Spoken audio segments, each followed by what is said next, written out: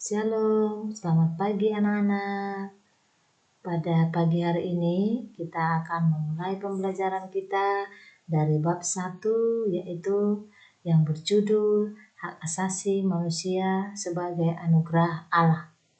Sebelum kita mulai pembelajaran kita mulai dengan sebuah doa dan lagu pujian. Kita bernyanyi dulu dari Kidung Jemaat nomor 3. Kami puji dengan riang.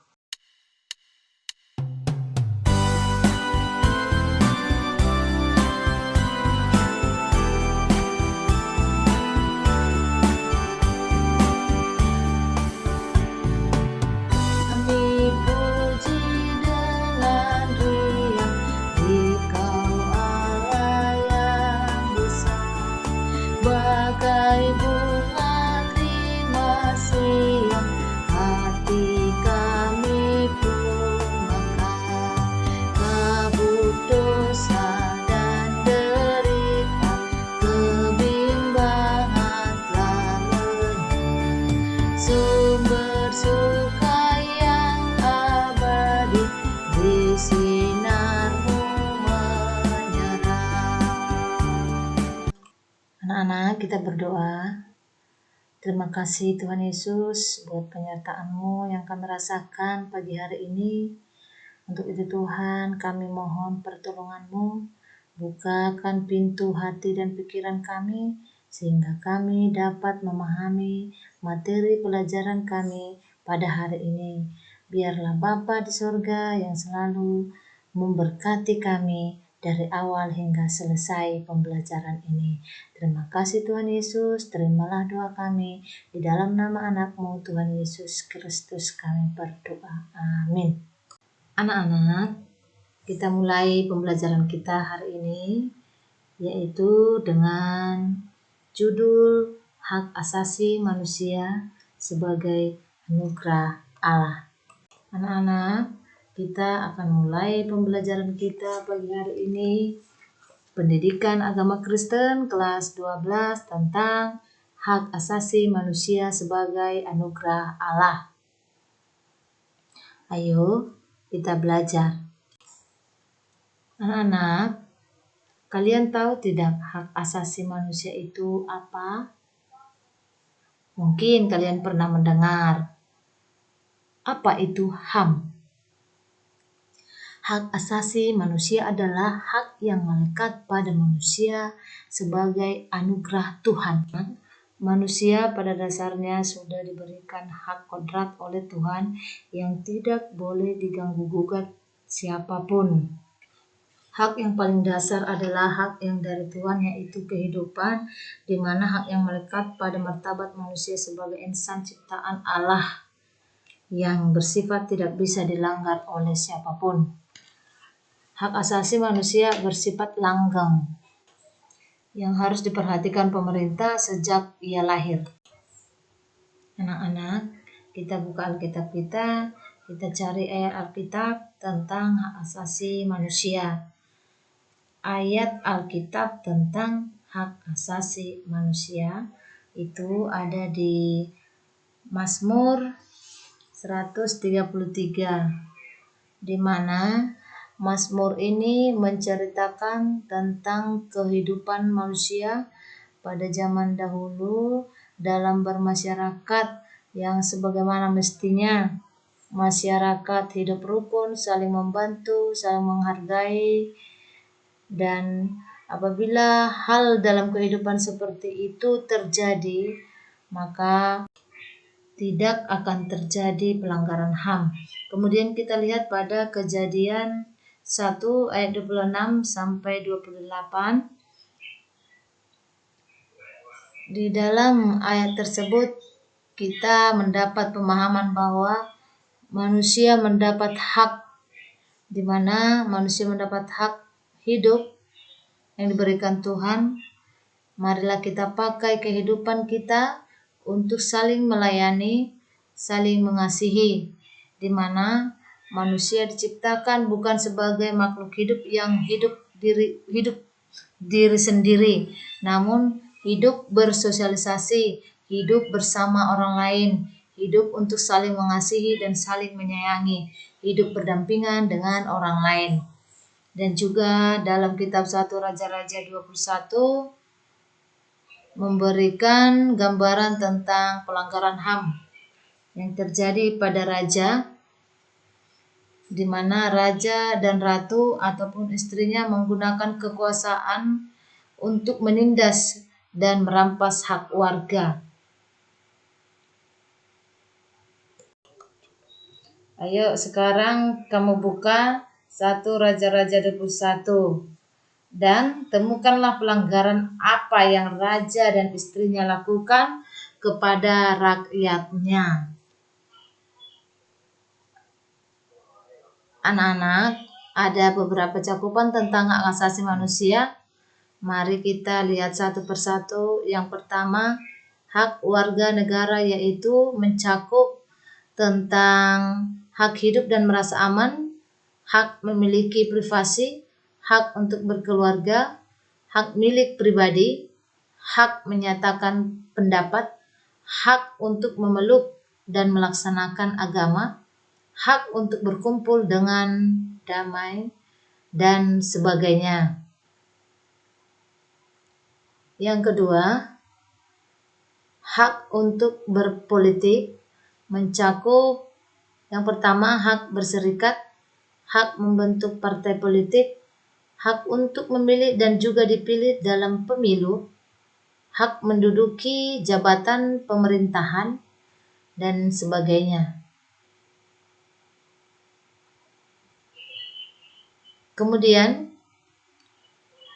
hak ekonomi dan sosial, yaitu mencakup hak untuk bebas dari kemiskinan, hak untuk diterima dalam masyarakat dan bangsa, hak untuk menentukan nasib sebagainya sendiri, dan sebagainya. Untuk selanjutnya, pembahasan secara mendalam itu akan dibahas dalam pendidikan Pancasila dan kewarganegaraan. Anak-anak, perhatikan video sejarah hak asasi manusia. Dalam buku Demokrasi Klasik Modern yang dibuat oleh Diane Ravitch dan Abigail Dunstrom, menceritakan bahwa tahun 1941 Presiden Amerika Serikat Franklin Delano Roosevelt menyampaikan pidatonya yang terkenal sebagai 4 kebebasan yang diharapkan dapat diberlakukan di seluruh dunia. Apa saja isinya? Yaitu sebagai berikut. Yang pertama, kebebasan berbicara dan berpendapat dimanapun juga di dunia. Yang kedua, kebebasan kepada setiap orang untuk beribadah kepada Tuhan dengan caranya sendiri dimanapun juga di seluruh dunia. Yang ketiga, kebebasan dari kekurangan, yang artinya setiap negara berhak untuk hidup damai dan memberikan kedamaian bagi masyarakatnya serta kesehatan yang baik. Yang keempat,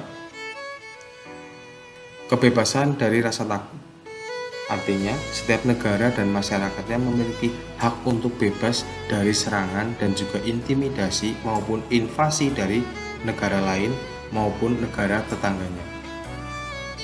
Hal tersebut dilandasi oleh kekerasan yang terjadi pada umat manusia pada zaman Perang Dunia Kedua yang terjadi di berbagai daerah di dunia, seperti contoh pembantaian kepada etnis Yahudi oleh kelompok Nazi dari Jerman di bawah pemerintahan Adolf Hitler yang sangat keji, dan banyak sekali pelanggaran besar-besaran terhadap hak asasi manusia tersebut.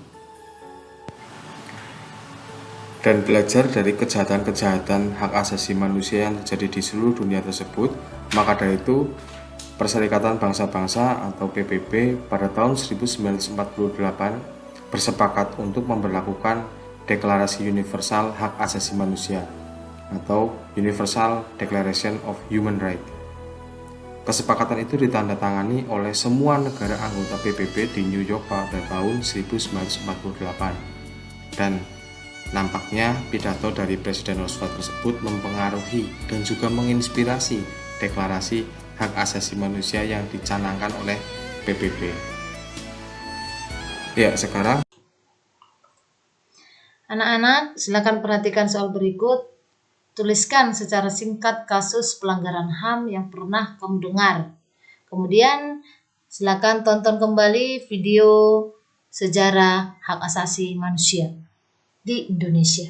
jadi tentang perjalanan kemerdekaan negara Republik Indonesia ini. Kita semua tahu bahwa penjajahan yang terjadi di negara kita ini pada zaman dulu adalah merupakan salah satu bentuk pelanggaran hak asasi manusia yang dimana atau warga negara Indonesia dirampas haknya, dirampas kebebasannya, dan itu menimbulkan beberapa tokoh Indonesia berjuang untuk membalikan hak-hak dasar manusia pada umumnya. Kita tentu mengenal organisasi Budi Utomo yang dimana mereka memperjuangkan adanya kesadaran untuk berkumpul dan mengeluarkan pendapat sebagai hak yang harus dijalani oleh setiap orang. Dan tentu saja gerakan ini ditentang oleh pemerintahan Belanda yang pada zaman itu menjajah Indonesia. Dan setelah Budi Utomo muncul pula beberapa organisasi-organisasi yang pada dasarnya adalah memperjuangkan hak asasi manusia.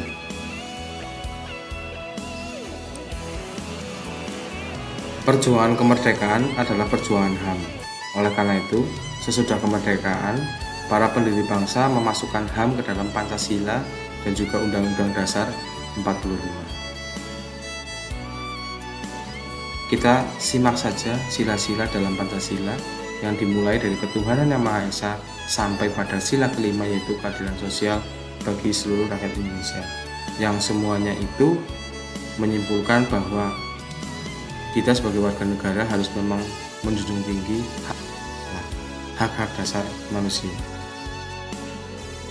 Sebagai contoh lain, ketika Indonesia berada di dalam pemerintahan Presiden Soeharto, Indonesia memasuki era yang disebut dengan era Orde Baru, yaitu orde yang dipandang berbeda dengan orde lama yang dahulu dipimpin oleh founding fathers kita, Presiden Soekarno.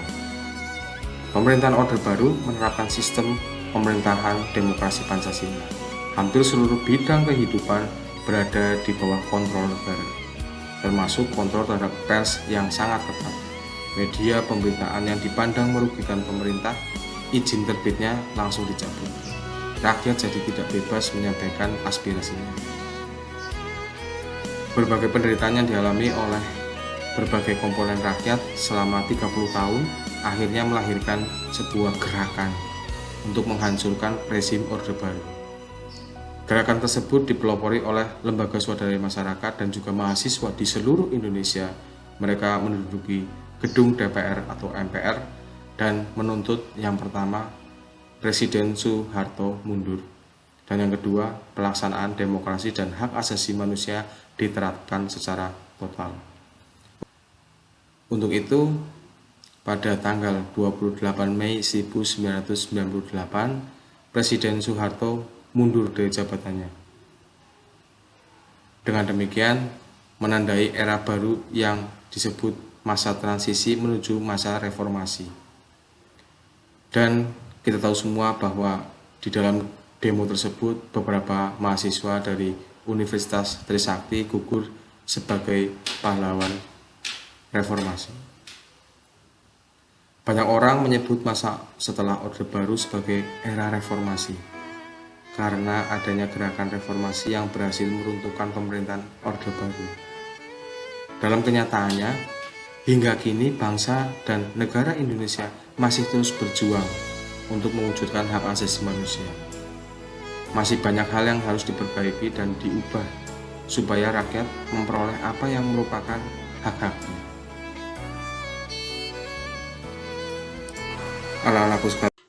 Anak-anakku sekalian, Tuhan secara jelas memberikan perintah kepada kita melalui 10 hukum Taurat yang Tuhan berikan atau disebut dengan Dasatita.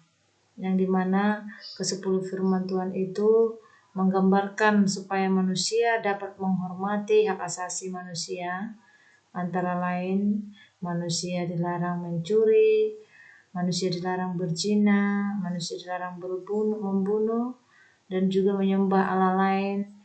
Banyak sekali hal-hal dalam hukum Taurat yang Tuhan berikan kepada manusia supaya manusia itu tidak melanggar hak asasi manusia.